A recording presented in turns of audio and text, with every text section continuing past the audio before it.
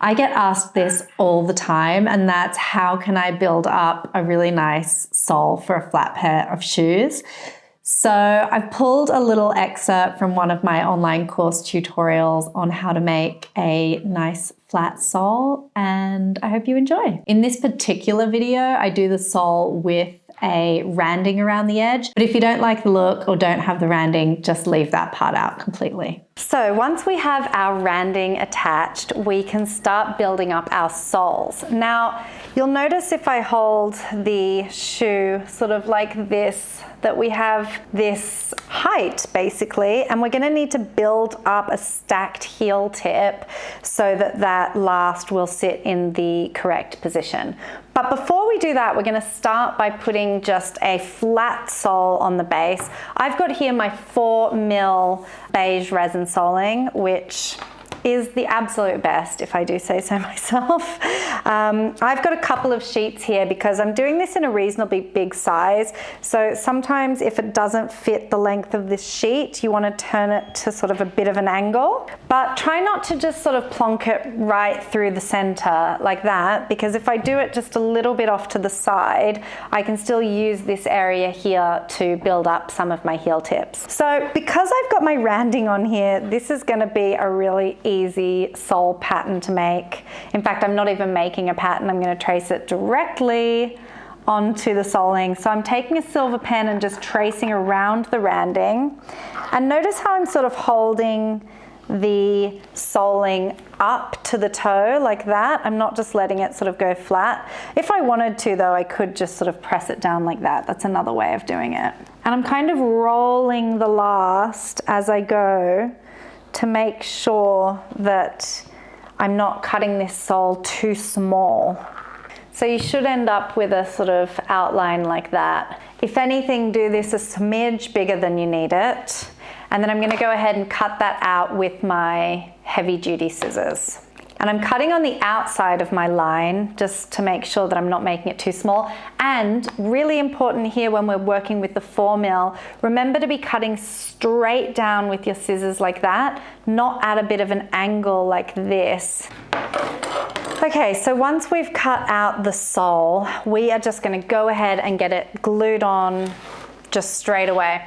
So I'm going to take my strong glue again and a little piece of scrap paper as well. And I'm going to coat the glue right up to the edge, and it is so important, I really can't stress this enough, that the glue is coating the entire edge.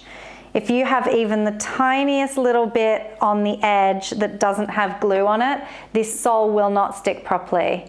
Okay, I'm going to place that one to the side to dry over by my window. And I'm gonna now coat the base of the shoe. So the same advice is gonna apply here as well, which is that we wanna go around the edge first, and by the edge I mean right up to the feather edge of the randing. And once I've done that the whole way around, I will then go ahead and fill in the middle.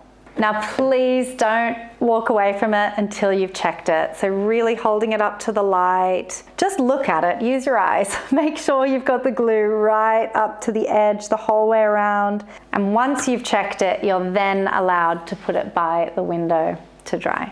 Okay, so my sole and shoe have had about 10 minutes dry time on their own, and I'm gonna give them both a quick blast with the heat gun before I attach them together.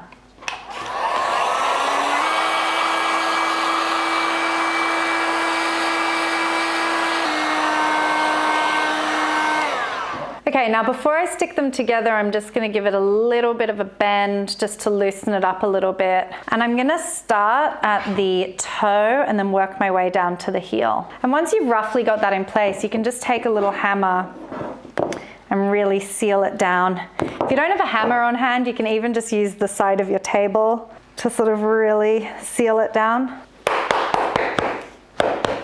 All right, that sole has gone on beautifully, but as you'll notice, I've got quite a lot of excess all the way around. That's good. I'd rather have excess than it sort of underhanging. So we'd always want to have a little bit more, and that's why I cut it out just a little bit bigger than I needed. A couple of things you can do here. One is that you can take your sandpaper file and just sand it right down, or even your Dremel, or you can use your safety beveler to just take away some of the excess like that, which to be honest is what I would recommend you do. And if you're feeling super confident, although if you're a beginner I wouldn't recommend it, you can take a craft knife and just remove the excess from the back. Once we've done that, we can then tackle the whole thing with our Dremel. But you'll see as I'm sanding this how these two layers here sort of end up becoming really in line. We want them to feel like one, really. I am going to speed things up a little bit by turning to my Dremel and just really gently working my way around the whole thing. One piece of advice I would give with the Dremel is that it's quite common to sort of push too hard and you end up taking little bites out of it, which isn't what we want. We're trying to get a really nice smooth surface. So really light as a feather will go a long way. Oh, and one other little piece of advice, I'm only going to be working on this much at a time. So just Dremel like that much, then that much, then that much. Don't try and do like the whole side in one go. Just little bits is how you'll get a really nice, neat finish.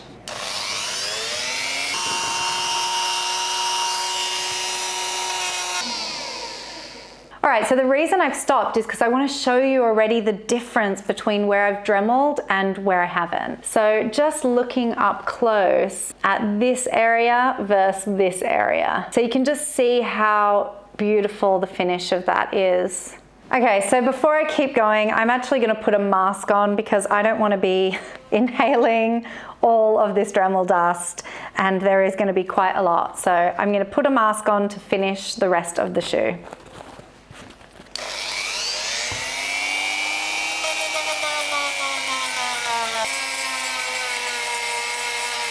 I also keep getting flecks of the dust in my eyes, so I'm going to go full safety first and actually put goggles on and my mask to work my way around the rest of the shoe.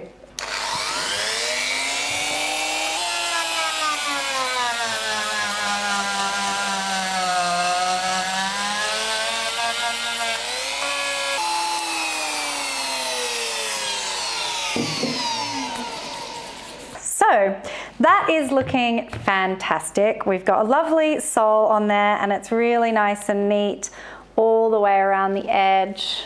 We are going to finish it off again once we've got the heel tip built up. But for now, I just want to focus on getting that heel tip built up. So I've got a few pieces of that 4mm resin soling. And what I like to do is just sort of decide on around about where I want my heel tip to sit. Now, some people would sort of have it line up with that curve there, but if the curve was sitting a bit further back, I might do that, but I think it's sitting a bit too far forward. That would be a pretty massive heel tip, which we don't want.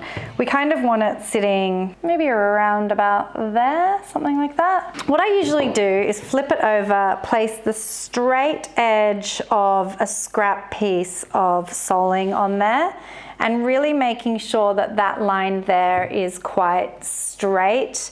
We don't want it to be sort of at a bit of an angle like this. And then I usually just take an awl and sort of scratch a line into the sole like that. And if I hold that up, you should be able to see it. In fact, you can't see that on camera at all, so I'm gonna do it again using a silver pen this time.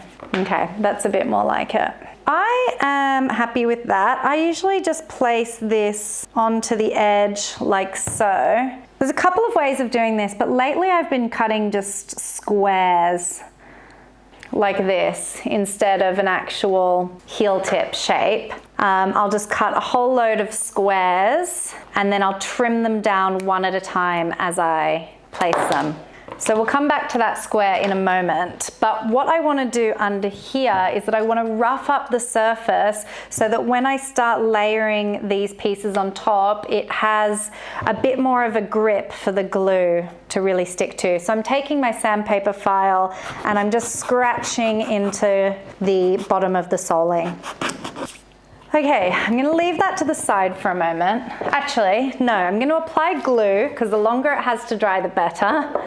So I'm going to glue that one up, making sure the glue's right up to the edge as always. And then I'm going to set that aside to dry by the window while I do the heel tips. I just want probably, let's start with 3 layers per shoe. So I'm going to cut another 2, and if I decide to add a few more, then that's cool too, but we'll start with 3 and see how we go.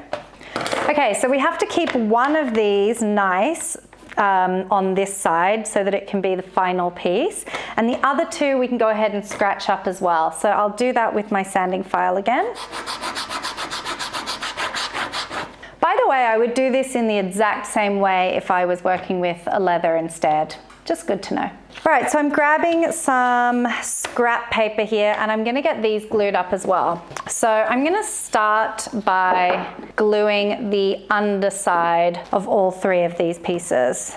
And I'm gluing right up to the edge, even though I know I'm gonna trim some of this off afterwards. My extractor fan was a little bit too noisy for these videos, which is why I stopped using it. But if I wasn't filming this, I would 100% be using my extractor fan. I do have all my windows open though. All right, so I'm gonna take one of my heel tips, one of the heel tips that I've scratched up the underside of, and I'm gonna give the heel area and the heel tip a blast with the heat gun.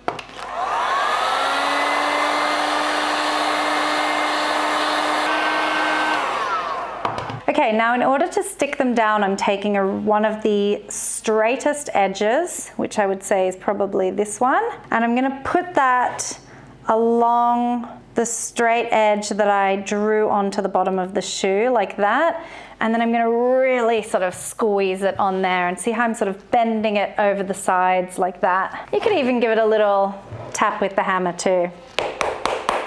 Now, for this next bit, there are a few ways of doing it. If you're not confident with the knife, I really don't recommend you do what I'm about to do.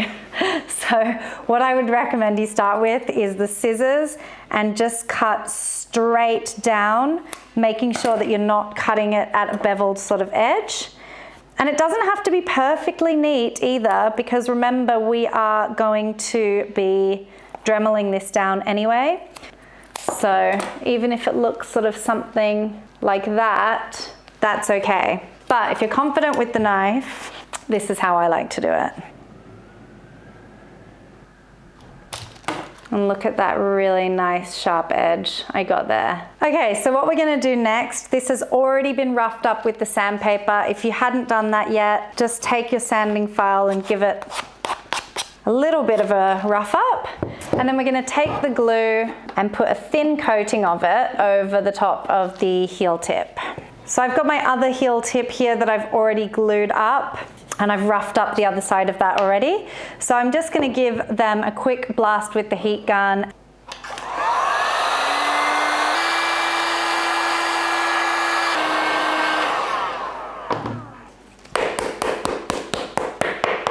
Try and really make sure that we're keeping this line really straight as well when we're layering them up.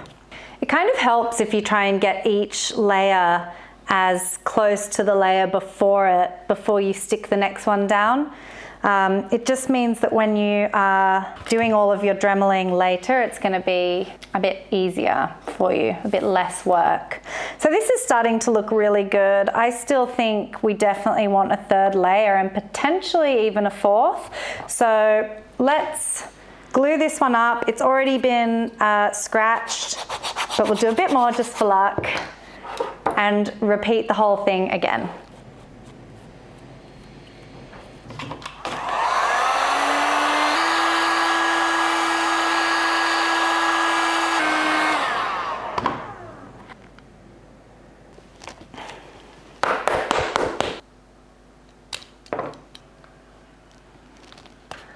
All right, that is looking so good. I'm so happy with this so far. I am wondering whether maybe just one more layer of soling might balance it out a little bit more, and I kind of think it will. So let's go for it. So I'm going to cut one more square. And remember, we didn't scratch this one up because it was supposed to be the final piece, but now that it's not going to be the final piece, we want to rough up the edge, or rough up the surface, I mean. And the same as we've done every other time, we're going to glue the base of the heel tip and the back of the little square.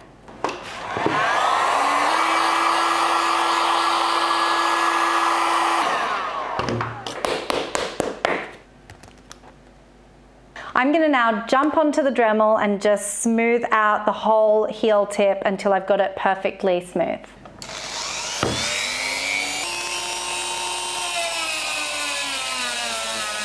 Okay, so that heel tip sanded so beautifully. It really wants to feel like one solid piece at the end, and I'm really happy with how that's looking. One final thing I'm going to do around the whole sole here is that I'm just going to add an edge coat. So this is Fiebling's brand Natural Edge Coat, and because our randing is leather and our sole is resin, I like to just seal in the leather section of it. And the whole purpose of this is just to give it a bit more of a nice finish, especially on the leather randing bit, and to make it a little bit waterproof and give it that kind of seal. So I'm just dipping a cotton bud in there, and I'm just gonna literally paint around the whole side of the shoe and then just let it dry. You don't really need to be putting it on the resin, to be honest, but since I'm doing the whole thing, I'm just giving it a light coating just so that it all matches, really. And that just gives it a really nice finish along there. It still needs to dry, but it will dry completely clear. So that is our soles all done. I am gonna go ahead and do the same on the other shoe, obviously. And then we can move on to the next part, which is super fun because we're gonna actually take the last out of the shoe and get a nice insock in there and just do a few finishing touches so that it's a beautiful finished product.